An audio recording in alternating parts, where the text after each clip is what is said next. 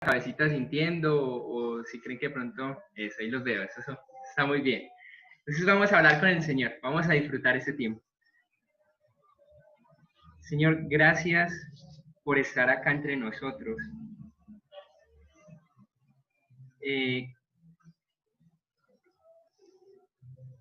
Tu palabra es verdad y todo lo que hay escrito, Señor Dios, en este libro es la verdad. Por ende, queremos acudir acá, mirarla, contemplar tu palabra, contemplarte a ti, Señor Dios. Y que ese tiempo, Señor, sea un tiempo increíble, donde tú, Señor, enciendas ese fuego en nuestro corazón, ese deseo por ti, ese deseo por tu palabra. Entonces, por favor, Señor Dios, ninguno de los que estamos acá somos lo suficientemente capaces para santificarnos. Eso es algo que solo tu Espíritu Santo puede generar en nosotros y nosotros responder a lo que Él hace. Entonces, santifícanos por medio de tu palabra, enséñanos, renueva nuestra mente, renueva nuestro corazón, porque si no, este tiempo carece de sentido. Yo quisiera, Señor, pedirte dirección, pedirte que hables a través de mí, Señor, por gracia, por misericordia, Señor, hazlo por amor a ti mismo, por amor a tu plan y a lo que tú has estado haciendo entre nosotros y a lo que vas a hacer con nosotros. Bendice pues este tiempo, Padre, te lo pedimos en el nombre de Cristo Jesús. Amén.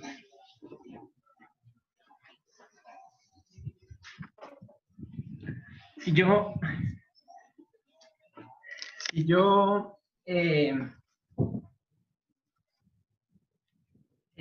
traigo esas pastillas y le digo, mire, tómesela, tómese la pastilla.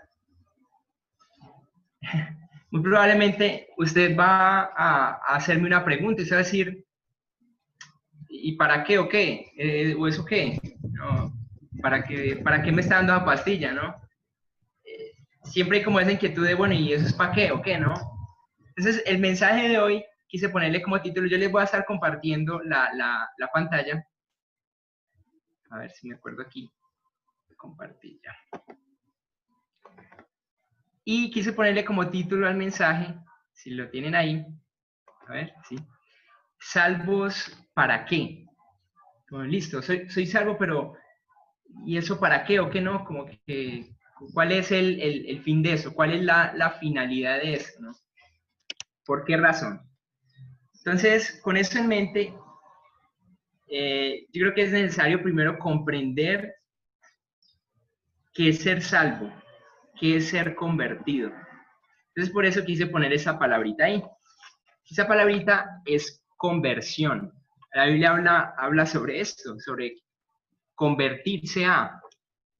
Podríamos pensar en la palabra nuevo nacimiento. Esto ya lo vamos a entender más, ¿cierto? Pero cuando hablamos de convertir, si usted busca la definición ahí en Google, usted va a encontrar que eso es transformación o es cambio, un cambio de algo que estaba en cierto estado, ahora pasa a otro que no es, que no era. Entonces voy a mostrarles acá una imagen. Básicamente, cuando hablamos de conversión en el Evangelio, hablamos de esto. Hablamos de que llevábamos una vida sin Cristo, una vida sin Jesús, pero en ese caminar nos encontramos con Jesús. Y después de ese encuentro con Jesús, donde se da transformación, no sé si logran ver ahí en sus pantallas, yo estoy lo que estoy rayando, pero da una idea de transformación, ahí perdón mi pulso. Y una vida para Cristo. Y ya luego de ese encuentro, ¿qué pasa después de ese encuentro? Después de que soy salvo, ¿qué pasa? ¿Qué es lo que sigue ahí? Entonces, hoy nos vamos a estar centrando en esta parte de acá, en una vida para Cristo, pero vamos a hacer un recuento por esto. Nuestra vida va sin Jesús, y llega un momento donde nos encontramos con Él, ¿no? Donde nos encontramos con Él. Y por eso vamos a empezar en una vida sin Cristo. ¿Qué es? Uno diría, bueno, pero entonces, Ander, ¿qué es una vida sin Cristo? Bueno, una vida sin Cristo es estar muerto ante Dios. Es decir, no hay una relación con Él.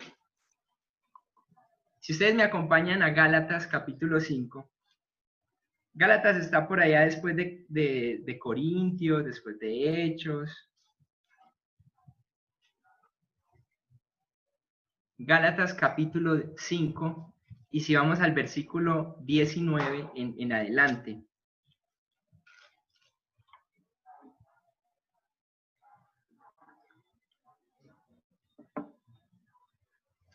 Gálatas capítulo 5, del 19 en adelante. Y se nos da como una radiografía de que es una vida sin Jesús. Miren lo que es una vida sin Jesús. Y manifiestas, el capítulo 5 de Gálatas, el versículo 19. Dice, y manifiestas son las obras de la carne, que son adulterio, fornicación, inmundicia, lascivia, idolatría, hechicerías, enemistades, pleitos, celos, iras, contiendas, disensiones, herejías, envidias, homicidios, borracheras, orgías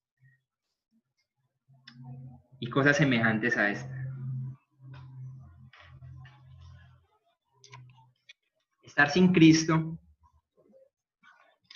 es estar incompleto. Y piensen por un momento en el significado de eso. Estar sin Cristo es estar incompleto.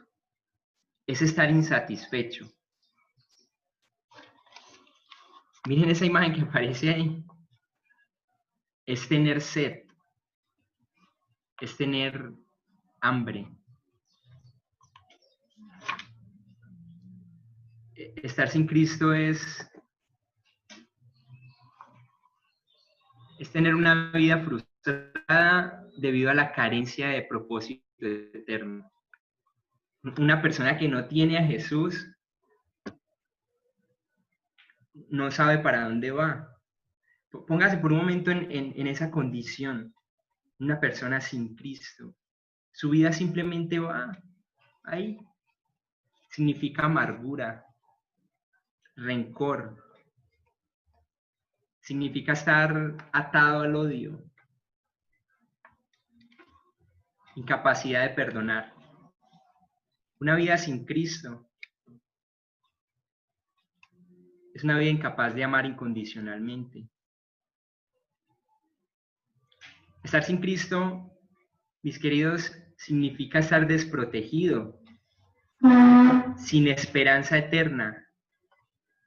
Significa acá en el corazón sentir angustia cuando te levantas, desesperanza.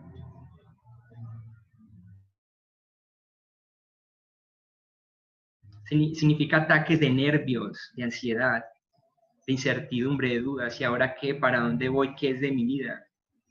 Significa estrés por las cosas que se salen de mi control.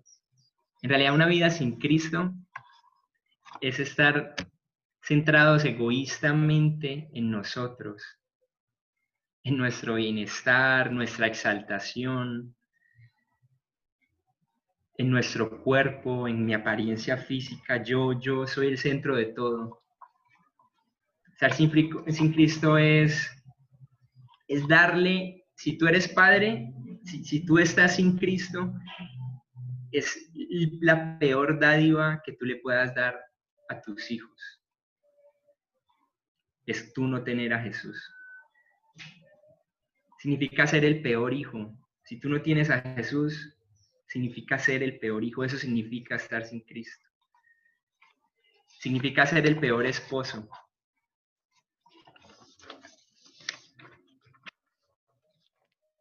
Estar sin Cristo, mis queridos, es el peor estado en que un ser humano pueda estar. Es la condición más caótica, más horrible que un ser humano pueda experimentar, no tener a Jesús. No hay algo peor en la existencia humana. No existe algo peor que sea vivir una vida sin Cristo.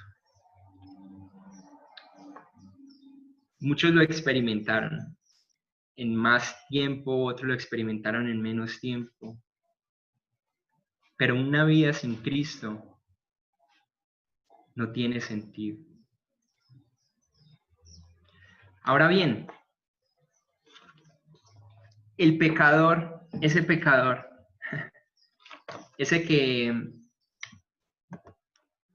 que muere de sed, ese que está sediento, encuentra a Jesús. Ese hombre pecador que iba por el desierto, ese mismo que iba así por el desierto, muriendo de sed, ese pecador que no encuentra nada que beber, que está desfalleciendo, que está por morir de sed, de hambre, se encuentra con Jesús.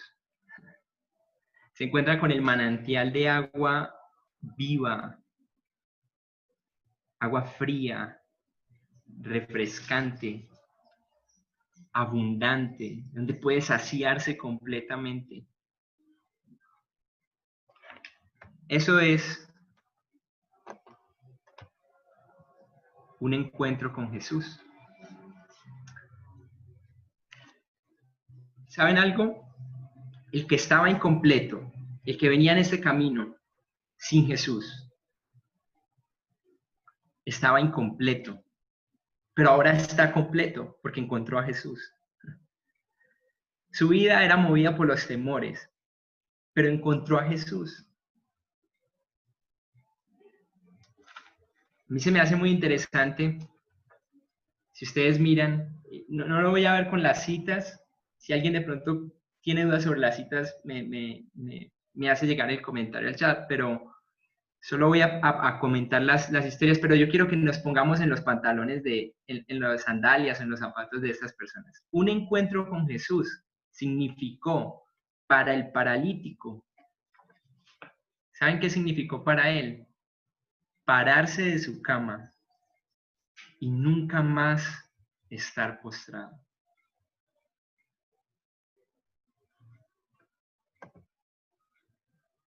Miren qué tremendo. Yo no sé si ustedes han puesto a pensar en la vida de un paralítico.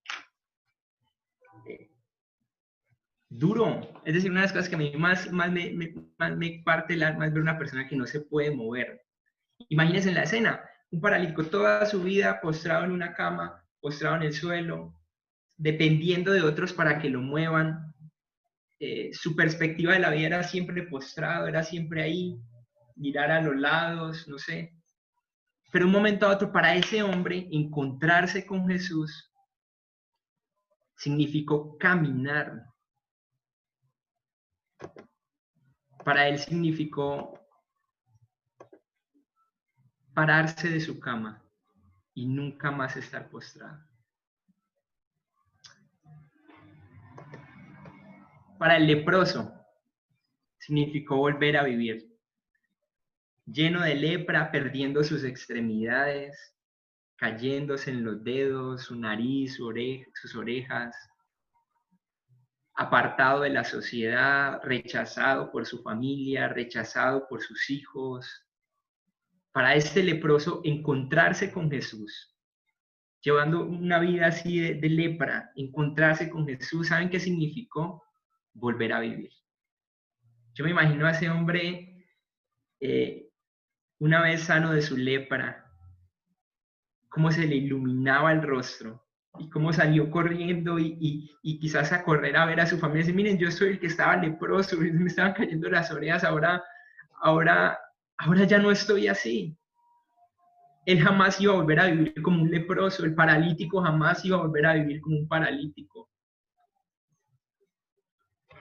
Para el hombre de la mano seca, la Biblia dice que era un hombre aparentemente que tenía su mano deforme a tal punto que no la podía usar. Su mano estaba deforme. ¿Saben qué significaba para ese hombre que Jesús hubiera sanado su mano? significaba volver a usar otra vez esa mano. Probablemente en muchos lados no le daban trabajo porque tenía su mano incompleta, porque no podía usar su mano.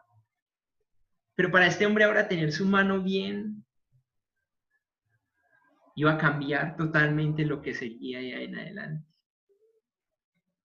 Para María Magdalena, esa mujer de los 7 demonios que cuenta la Biblia, que le atormentaban constantemente, estaban ahí atormentándole. Imagínense quién se quisiera acercar a una persona endemoniada. Yo creo que ninguno de nosotros. Una persona que en cualquier momento empieza a tirar todo, a gritar, quizás a golpear. No sé si ella tendría esposo. Muy probablemente no. Pero ¿saben qué significó para ella cuando se encontró con Jesús? Significó no más tormento.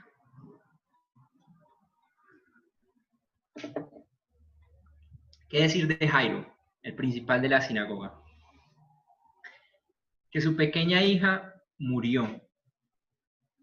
Yo recuerdo, mi abuelito nos contaba la historia un poco de su vida, y nosotros tuvimos otra tía que ella murió creo que a los 12 años.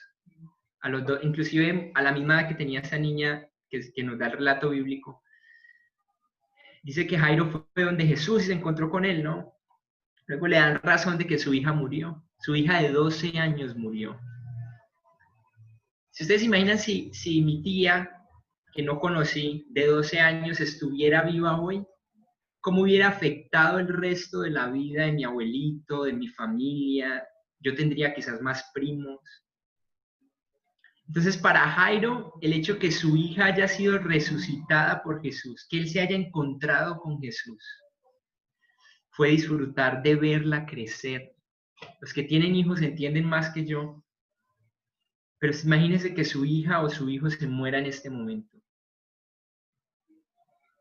Para Jairo fue disfrutar de ver su niña crecer. Eso significó un encuentro con Jesús. Él jamás él no iba a vivir como si su hija estuviera muerta. El resto de su vida después del encuentro con Jesús iba a ser como si su hija está viva. Para la mujer del flujo de sangre que estaba en esa misma escena, todos los días, ella, a diferencia de todas las otras mujeres, su menstruación, su periodo, no se cumplía por etapas, sino que era diario. Ustedes imaginan el sufrimiento físico. Todo un tiempo su cuerpo sangrando, el dolor, quizás cómo le afectaba eso, perder tanta sangre. Esa mujer no tenía vida. Y si ustedes se ponen a pensar, no tenía inclusive esposo, ¿por qué?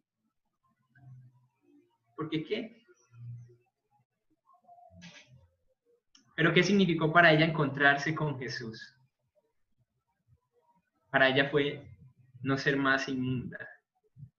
Su vida jamás volvió a ser igual. Se encontró con Jesús. Para el ciego Bartimeo.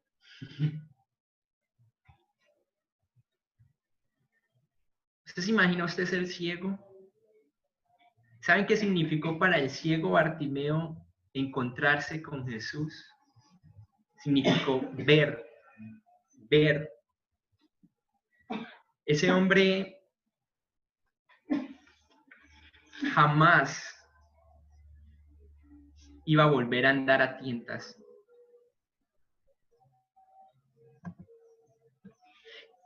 Ese hombre jamás iba a andar tocando todo para saber dónde estaba. Ese hombre ya iba a ver. Eso significó para ese hombre encontrarse con Jesús. Ver.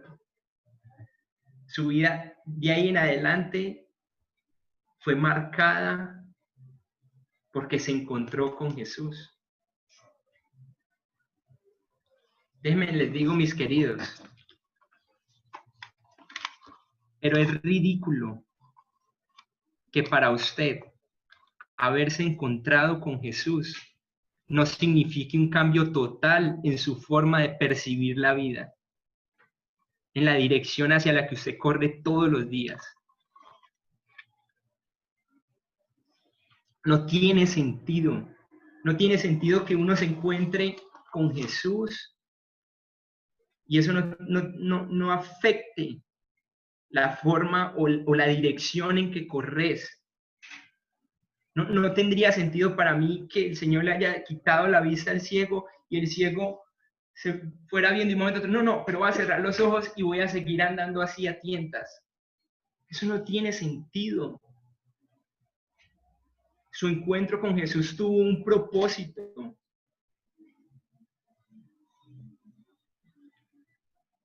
Y aquí quisiera hacerles una pregunta.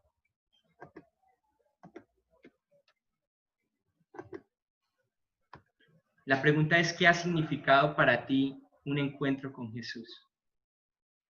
¿Qué ha significado esto para ti? O la otra pregunta que quiero hacerte hoy.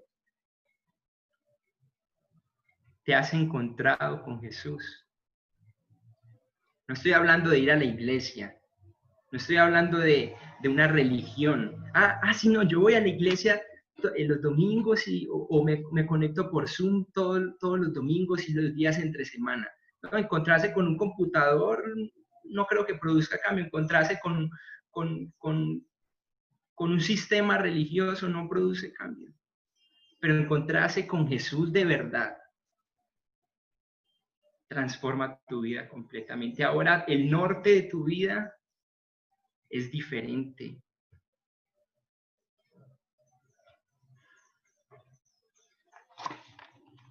¿Realmente tenías sed y corriste a Jesús, fuente de la vida eterna? ¿O nunca has tenido sed y simplemente vas ahí? ¿O sigues amando a este mundo? Mi querido, si usted no se ha encontrado con Jesús, usted se va a dar cuenta al mirar su vida y se va a dar cuenta si se encontró con Jesús.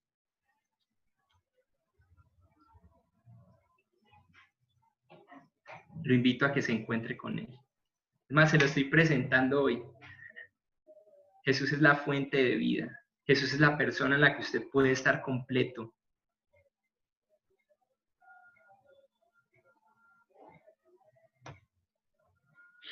Tenemos esta parte entonces. Si pueden mirar sus pantallas, hablamos de la conversión. Hablamos de que llevábamos una vida sin Cristo, de lo trágico que es que una persona no tenga a Jesús. Trágico, trágico. Hablamos de que llegamos a un momento donde nos encontramos con Jesús. Le vemos. Nuestra vida se transforma completamente. Porque es encontrarse con Dios mismo. Y entonces, ¿ahora qué? No tiene sentido que me encontré con Jesús, decir que me encontré con Jesús para seguir viviendo como un ciego, para seguir viviendo como un paralítico. No, ahora, ¿para qué? Y empezaba con el ejemplo de la pastillita, ¿no? Entonces, ¿para qué? ¿Soy salvo? ¿Para qué? ¿Cuál es el fin de esto? Ahora mi vida es para Cristo. Y quisiera que nos centráramos un poco en esta parte de la vida para Cristo. Una vida para Cristo o con Cristo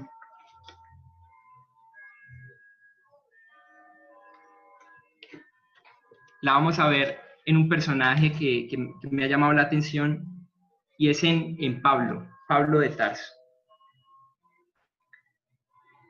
Y es que es interesante que Pablo, si ustedes me acompañan a Hechos, capítulo 9,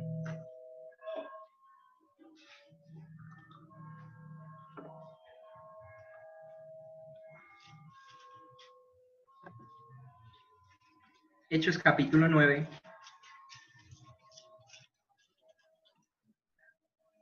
¿se acuerdan que era Pablo antes? Les voy a leer, miren, versículo 1. Hechos capítulo 9, el versículo 1.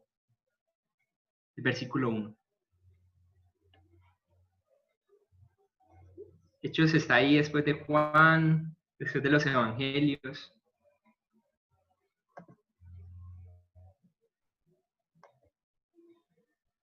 Versículo 1 dice, de capítulo 9 de Hechos, dice, Saulo, respirando aún amenazas y muerte contra los discípulos del Señor, vino al sumo sacerdote. Eso me hace pensar un poco en lo que era Pablo. Pablo era un hombre dirigido, según esto, por el odio hacia los cristianos. Es interesante que Pablo perseguía a Jesús, y eso lo vamos a ver ahí más adelante.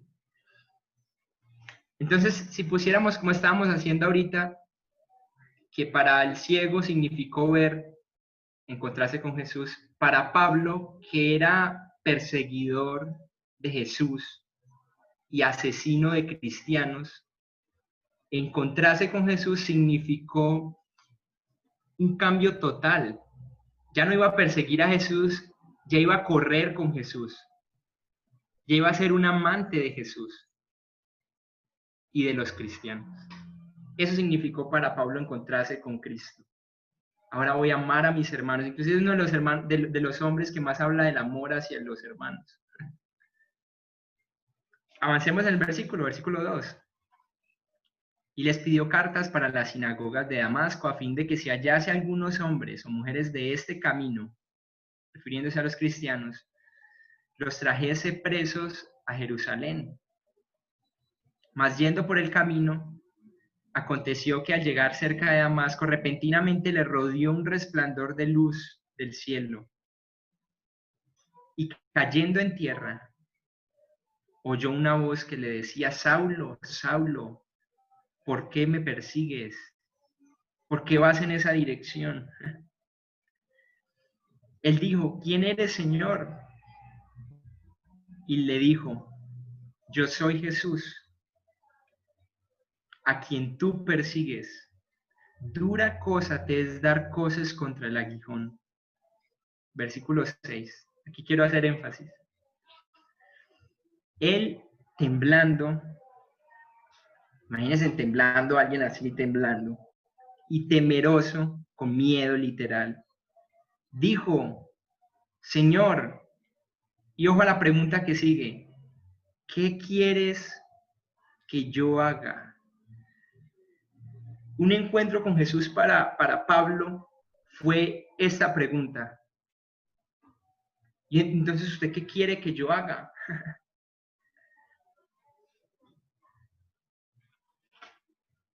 ¿Qué quiere usted que yo haga? ¿Qué significaba entonces para Pablo haber tenido ese encuentro con Jesús? ¿Saben qué significó? Lo que usted ordene, lo que usted diga que hay que hacer, yo lo voy a hacer. ¿Qué quiere que yo haga? Dígame nomás y yo lo voy a hacer. Eso significó para Pablo un encuentro con Jesús.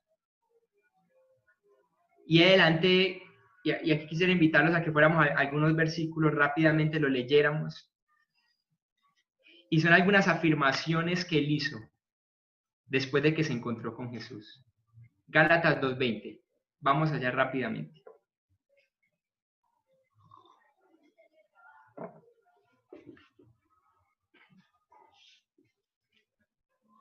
Gálatas capítulo 2, versículo 20.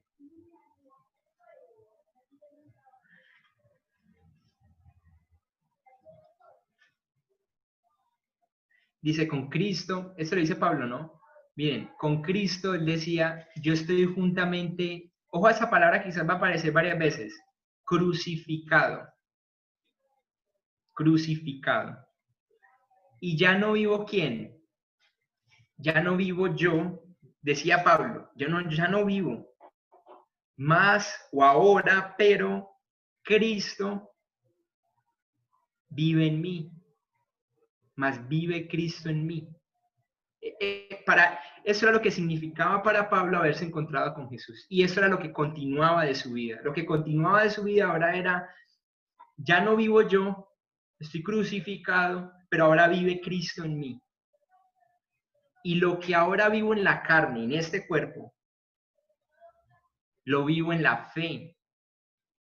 Ya mi vida la vivo en la fe del Hijo de Dios, el cual me amó y se entregó a sí mismo por mí. Avancen 2 hojitas, capítulo 6, versículo 14 de Gálatas. ¿Qué significaba para Pablo haber encontrado a Jesús? versículo 14. Miren esto, capítulo 6, 14 de Gálatas. Pero lejos esté de mí gloriarme. Y ojo a esto. Dice, en ninguna otra cosa yo voy a encontrar gloria, deleite, regocijo, sino en una sola cosa. Ojo a esto. En la cruz de nuestro Señor Jesucristo. Y la parte que sigue. Por quien el mundo me es crucificado, o vuelve a aparecer la palabra crucificado, a mí. ¿Y yo a quién? Y yo al mundo. Esa palabra le está diciendo, mire, mi vida consiste única y exclusivamente en esa cruz, Cristo. El mundo para mí me fue crucificado, yo fui crucificado para el mundo, es decir, no hay ni una relación.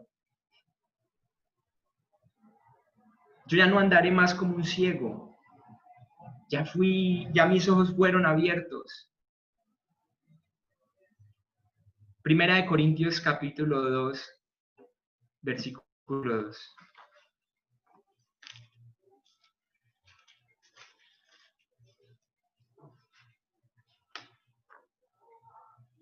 Miren lo que dice Pablo. Primera de Corintios capítulo 2, versículo 2.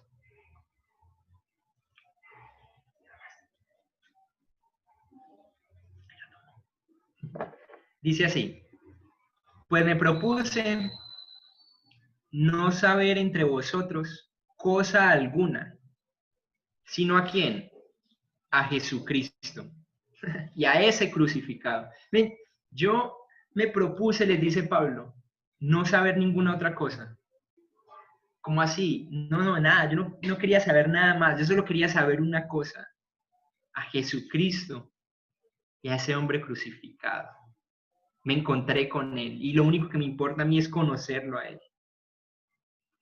Filipenses capítulo 3.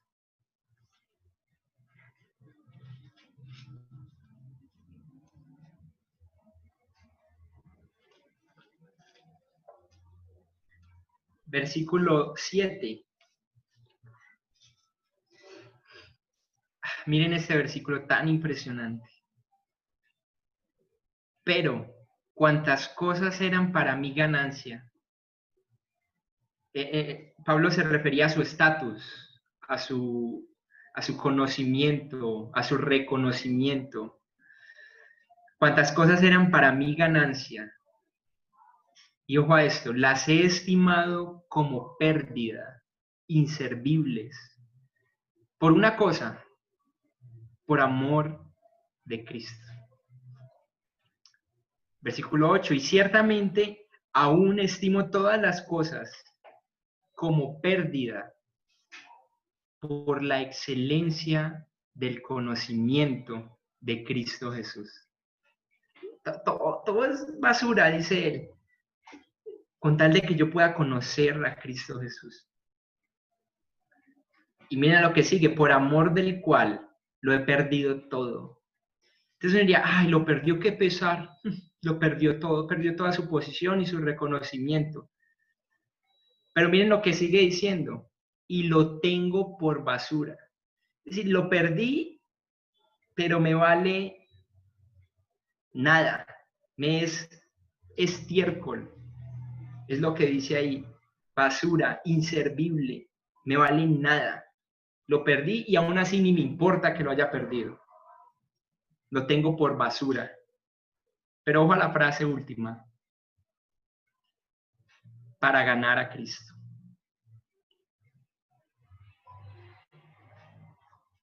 Quisiera que vieran sus pantallas, les comparto este último versículo.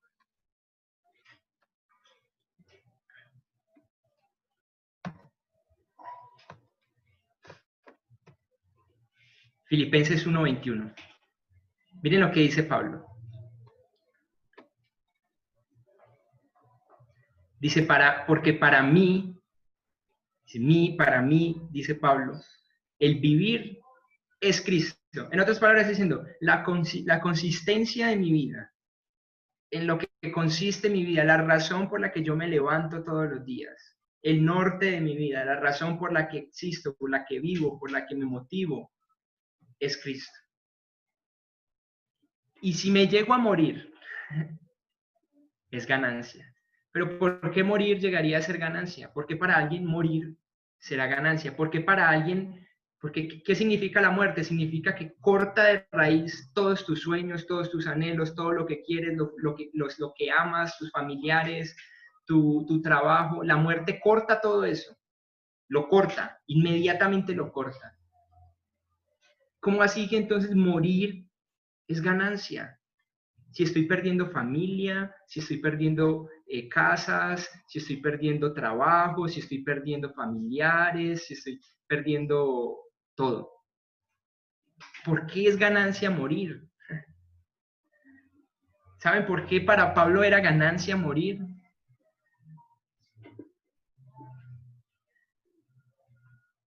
Porque iba a tener a Jesús. Eso es ganancia. Ganancia es Cristo. El tesoro es Él. El ser invaluable, de alto precio, que nada se supera a lo que Él es Jesús. Entonces, para Pablo, después de su encuentro con Jesús, miren esto, tomar la cruz, morir a Él mismo y tener a Jesús, lo era todo. Después de ese momento en que María Magdalena se encuentra con Jesús, Él le saca todos esos demonios, la hace libre. Esa mujer empieza a correr en pos de Jesús. Se menciona muchas veces en la Biblia, ¿no? Inclusive no se menciona a ella ni hablando ni nada, solo se menciona que siempre estaba ahí, en la crucifixión y en otros, en la resurrección, y su vida consistía ahora en Él.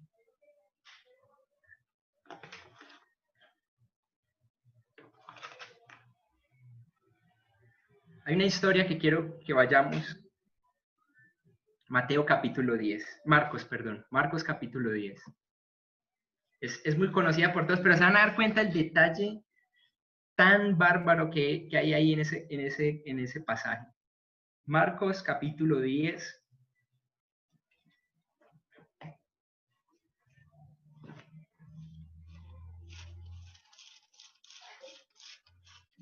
Marcos capítulo 10 y desde el versículo 17. Yo lo voy a ir leyendo a su favor. Y ustedes pues van prestando allí atención. Listo, Marcos capítulo 10, Evangelio de Marcos capítulo 10, versículo 17. Al salir él para seguir su camino, hablando de Jesús, Jesús salió, vino uno corriendo e hincando la rodilla delante de él, le preguntó, maestro, bueno, ¿qué haré para heredar la vida eterna? Es una buenísima pregunta. Jesús le dijo, ¿por qué me llamas bueno? Ninguno hay bueno, sino solo uno, Dios. Versículo 19. Los mandamientos sabes, le dice Jesús. No adulteres, no mates, no hurtes, no digas falso testimonio, no defraudes, honra a tu padre y a tu madre. Versículo 20. Él entonces, respondiendo, le dijo, maestro, todo esto lo he guardado desde mi juventud.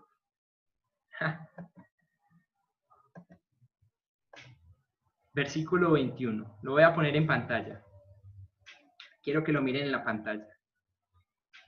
Entonces Jesús, ojo a esto, mirándole, obsérvenlo. Entonces Jesús, mirándolo a los ojos. Y ojo a esta palabra que te va a reventar la cabeza. Le amó. Entonces Jesús mirándole, le amó. ¿Saben qué quiere decir eso? Que la siguiente expresión es consecuencia de ese amor. Se les voy a poner un ejemplo. ¿Qué tal si aquí pusiéramos lo, voy a tratar de copiar, si soy capaz, lo odió. O odió. No sé si esto es con tilde, creo que sí. Odió. Ajá. Entonces Jesús mirándole lo odió. Lo que continuaría de ahí sería, y entonces le dio una cachetada. Y entonces le dijo una maldición. Y entonces le hizo X o Y cosa. O le dijo X o Y cosa mala. Pero es interesante que en realidad lo amó. La expresión que sigue a continuación es la expresión más llena de amor que Jesús le pueda dar a alguien. ¿Saben cuál es la expresión? Mírenlo. Y le dijo, una cosa te falta. Ojo, Jesús no le está diciendo, sabe que se la va a poner dura para que este no me siga. Dice, no, le voy a dar, entonces lo amó, entonces le voy a dar mi mayor expresión de amor. Una cosa te falta, le dice, buen hombre. Anda. Ojo que le está dando su mayor expresión de amor en el momento. Vende todo lo que tienes y dalo a los pobres y tendrás tesoro en el cielo. Y ojo a lo que la frase que continúa. Y ven, sígueme tomando tu cruz. ¿Sabes qué, hombre rico? Te amo tanto que yo quiero que vayas, vendas todo lo que tienes, me sigas y tomes tu cruz.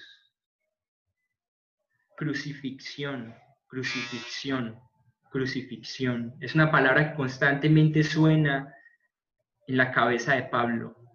Muerto, muerto a mí mismo. Es una palabra que Jesús les dice constantemente a sus discípulos, a los que le seguían.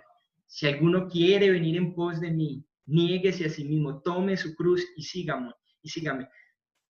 ¿Está Jesús odiándolos por decirles esto?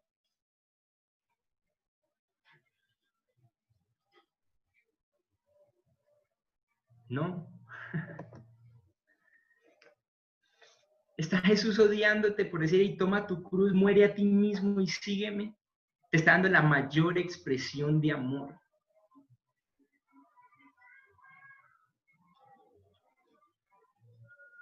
Mis queridos, que Jesús te mire hoy y te diga, anda, vende todo lo que tienes y dalo a los pobres. Y ven, sígueme, tomando tu cruz. Es la expresión y mandato de amor más grande que puedes esperar de Él. Que Él te diga, sígame, ande conmigo.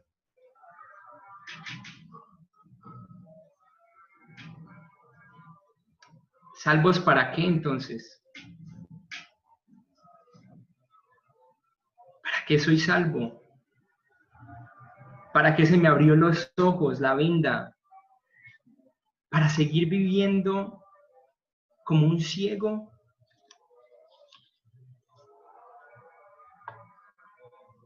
Quisiera cerrar con estos 3 versículos, el tiempo de enseñanza. Primera de Pedro, capítulo 2.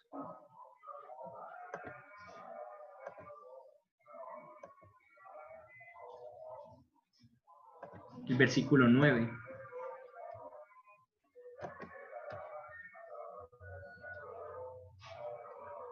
Quisiera que primero viéramos en la pantalla, y tengo un salvos para qué.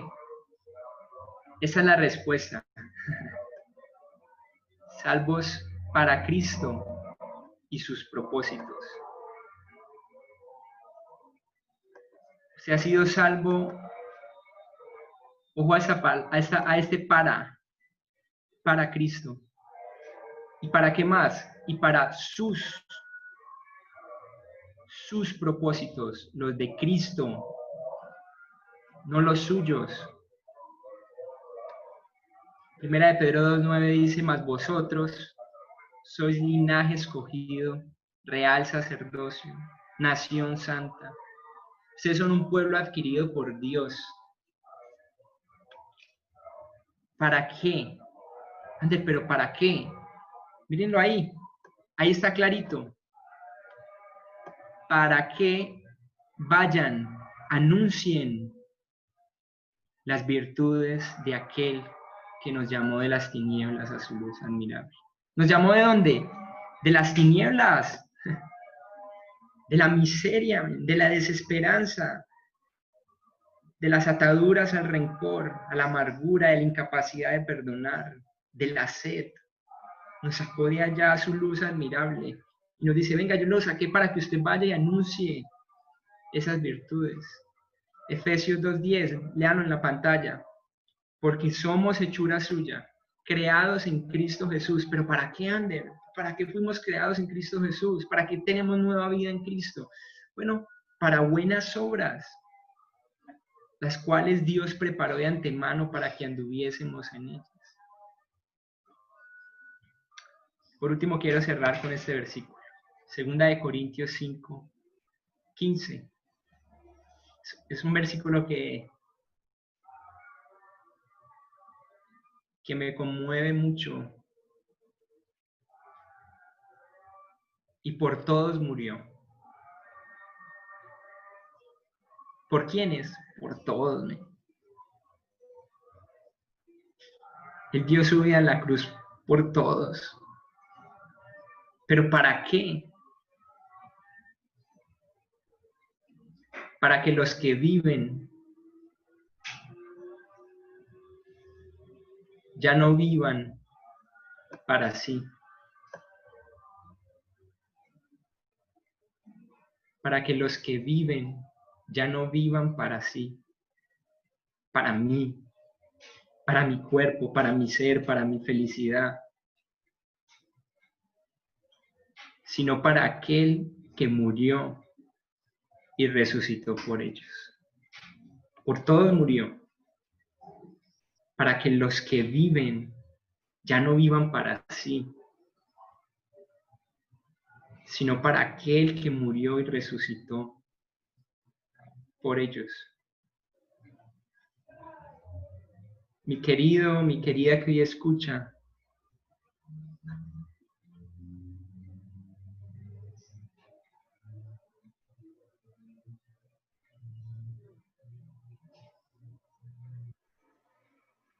Jesús murió en la cruz por ti.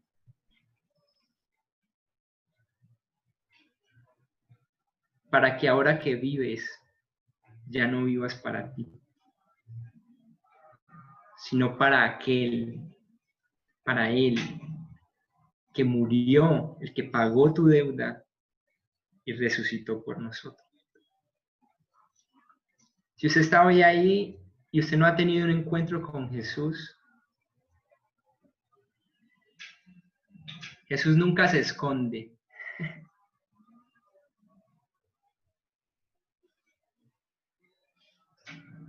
Dice la Escritura que hoy es el día de salvación. Hoy es el día. Hoy es el día en que usted se puede encontrar con Él. Verle.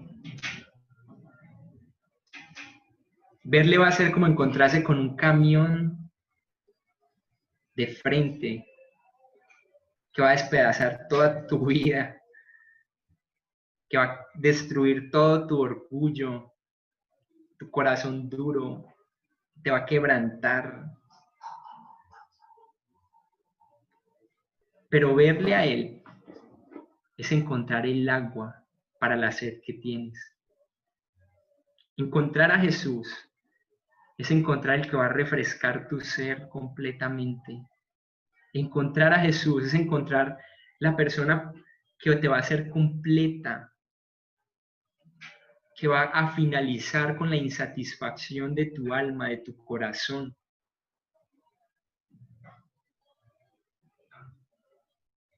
¿Qué estás esperando? ¿Qué estás esperando para correr a Él y abrazarle y decir, Jesús, usted es mi todo? Yo reconozco que usted pagó por mis pecados en la cruz. Usted murió por mí. Aquí está mi vida. Gracias.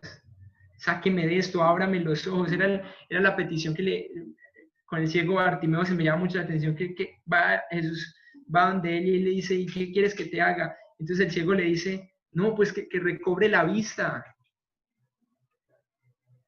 La misma pregunta te está haciendo hoy Jesús. ¿Y entonces qué quieres que te haga? Señor, dame salvación. Acá estoy para usted. Quíteme este velo que me tapa, que no me deja ver con claridad las cosas, que hace que yo sea tan egoísta y tan centrado en mí.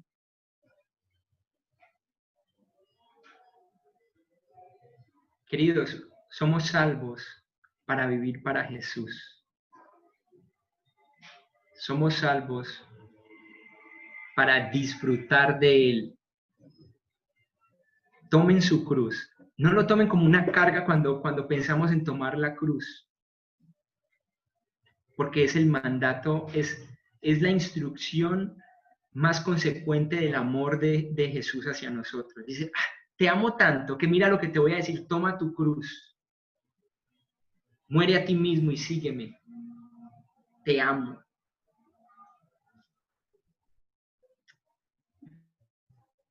Vamos a orar.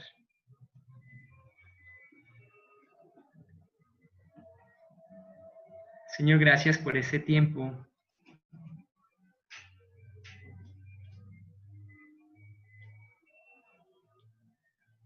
Señor, es tan ilógico, tan poco consecuente, que tú nos levantas de una cama donde estábamos postrados.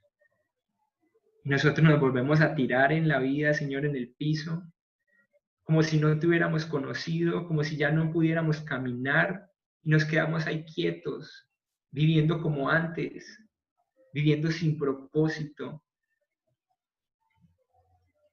Dios, ayuda a nuestra incredulidad.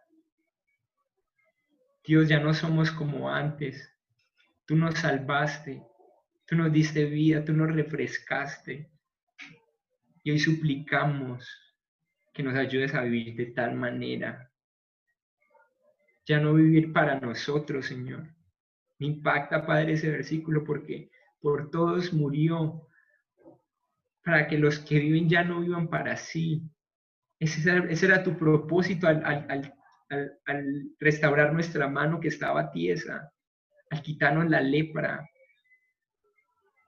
que ya no viviéramos para nosotros, sino para ti. Por favor, Señor, yo sé que hay personas en este momento que han entendido tu palabra porque tu Espíritu Santo ha obrado en ellos. Por favor, que esto los motive, Señor, a que el único norte, el único anhelo de levantarse al otro día seas tú, la dirección en la que corren sea tú, tu gloria, tu exaltación.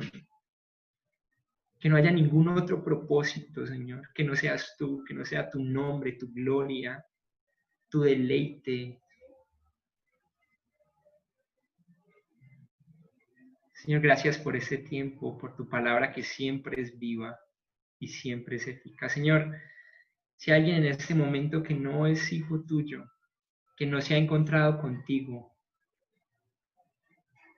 te pido para que tu Espíritu Santo sea convenciendo su corazón y esa persona venga y corra a la fuente de agua que salta para vida eterna.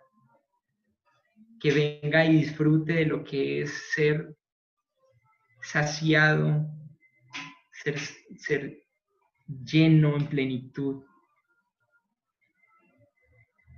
Que viva. Oro para que esa persona viva, Señor, porque el que está sin ti está muerto.